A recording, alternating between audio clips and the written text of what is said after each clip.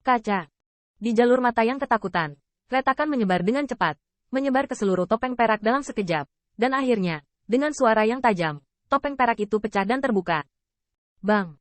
Angin kencang menyapu, dan pembangkit tenaga listrik di sekitarnya dengan tergesa-gesa mundur, dan wajah mereka dipenuhi dengan kengerian. Tidak ada yang pernah berpikir bahwa anak berambut ungu dari lapisan langit keabadian emas 7 dapat menghancurkan pertahanan Yin Xiao. Kuat, sangat kuat, ya, sangat bagus. Di satu sisi, Mei Wulei hanya bisa berbisik dan memuji. Meskipun topeng perak hanya digunakan oleh Yin Xiao untuk menguji kedalaman Ziyun, bukan pertahanan penuh jubah peraknya, tetapi bahkan jika itu digantikan oleh Yuan Che, sulit untuk mengalahkannya. Dan bocah berambut ungu ini benar-benar apakah di sini, dengan kata lain. Wabahnya bahkan lebih kuat dari Yuan Che. Level pembangkit tenaga listrik ini, bahkan Golden Immortal 9 Heavenly Layer Peak, harus menghadapinya. Ying Wang meledak, melihat siluet yang dipancarkan dari cahaya perak. Banyak pembangkit tenaga listrik tidak bisa menahan nafas dengan udara dingin.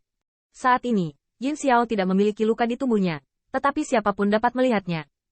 Kilau pada jubah peraknya jelas sangat redup. Dalam keterkejutan semua orang, Ziyun melangkah keluar perlahan, dan di seluruh tubuhnya, sinar cahaya kekuningan melonjak, penuh dengan ki dan buritan yang mengerikan. Dan samar-samar, ada suara raungan macan tutul yang terus-menerus, mengejutkan. Serangga bau, Anda harus menyimpan tisu bos saya. Tuan muda tidak ingin mengirim tisu compang camping ke bos. Mata Ziyun menatap sebaliknya, dan dengan suara rendah, ada niat bertarung yang berapi-api yang tidak bisa disembunyikan. Kamu mencoba untuk mati. Yin Xiao sedikit gemetar, tampaknya sangat marah. Seorang junior dari Golden Immortal 7 Heavenly Layer, sebenarnya membuatnya sangat malu. Itu benar-benar mengejutkannya. Namun, saat ini, warna menghina di mata Yin Xiao juga memudar, digantikan oleh niat membunuh yang dingin. Setelah godaan sebelumnya, dia mengerti bahwa pemuda berambut ungu di depannya sangat licik. Ulat sutera mitril yang waspada secara alami tidak akan membuat kesalahan tingkat rendah dari penghinaan terhadap lawan. Dentang. Nada nyaris tidak turun. Yin Xiao mengepalkan tangannya, dan dua bilah di pinggangnya langsung muncul di antara telapak tangannya. Suara pedang mengerang, dan seluruh aula besar dipenuhi dengan udara yang menakutkan. Pedang ini luar biasa. Ketika mereka melihat dua pedang perak tajam yang bersinar dengan kilau dingin, corak gunung berat kupu-kupu dan yang lainnya tiba-tiba memadat, dan mereka tidak bisa menahan ekspresi khawatir di mata mereka. Meskipun Qin Yichen dan Ziyun bertarung dengan Yin Xiao berturut-turut, dan bahkan yang terakhir juga meledakkan topeng pelindung tubuhnya, mereka semua mengerti bahwa Yin Xiao tidak habis-habisan. Golden Immortal 9 Heavenly Layer Peak, dan dapat memiliki reputasi besar di makam para dewa. Kekuatan Yin Xiao benar-benar di luar imajinasi semua orang. Saya khawatir begitu dia melancarkan serangan nyata, dia akan menjadi seperti petir. HMPH mengizinkan Tuan Muda Yin untuk menggunakan pedang penusuk armor mitril. Bocah berambut ungu ini juga merasa terhormat untuk mati. Melihat Yin Xiao akhirnya mengeluarkan kedua pedangnya, Yuan Che tiba-tiba menghela nafas lega.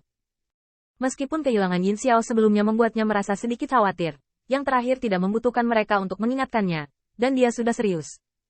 Lelucon ini juga akan segera berakhir. Yah, benar-benar tidak perlu malu, untuk berurusan dengan junior dari lapisan langit keabadian emas 7.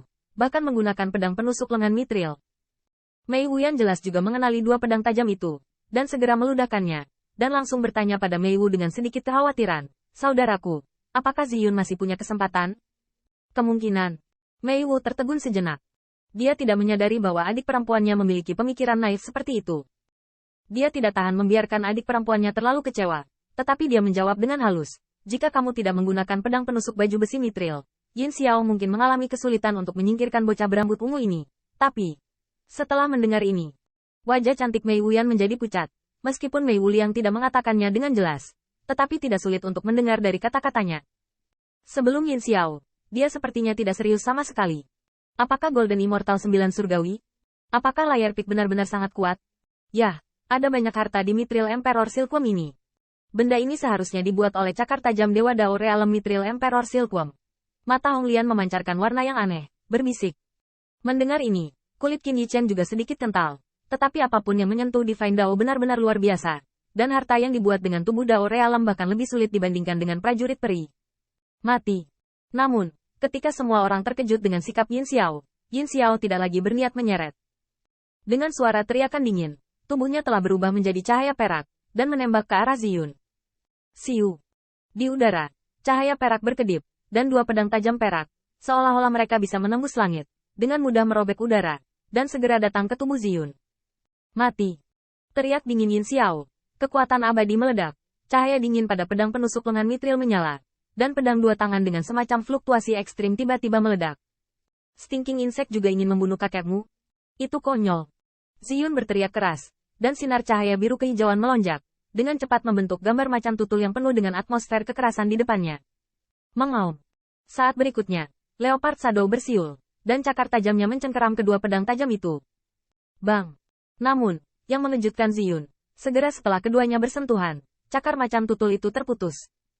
Jelas, pedang tajam di tangan Yin Xiao memiliki efek penekan yang hebat pada kekuatan sihir yang diubah oleh kekuatan abadi. Siu.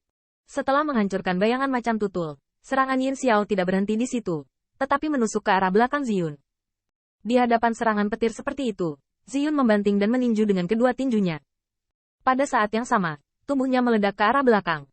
Meskipun dia berniat untuk meledakkan Yin Xiao, ancaman kedua pedang ini terlalu besar. Jika dia tidak ingin mengekspos tubuh naga, dia akan sulit ditolak. Cahaya dingin menyala, suara pedang terdengar, dan darah empat memercik. HMPH. Ziyun mengerang, dan tubuhnya terbang terbalik. Tetapi Yin Xiao masih tidak berhenti di situ. Jelas, dia akan menggunakan kehidupan yang terakhir untuk menghilangkan rasa malu sebelumnya.